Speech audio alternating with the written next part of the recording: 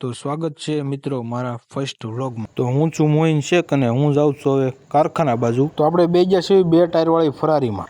તો આપણે પહોંચી ગયા છીએ કારખાને। હવે કારખાને પહોંચતા આપણે ઘવા મેળા હીરા ફૂલ બાકાજી કે બોલે નાખી હીરાની।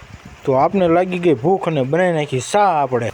તો પી લીધી ચા વિના આપને શેન આવે નહીં કાંઈ। તો ચા પીને આપણે ઘસવા મેળા છે હવે હીરા ઘસતા વાગ્યા 12:30 અને આપણે જઈએ છીએ જમવા આપણી ફરારીમાં। ભૂમ ભૂમ ભૂમ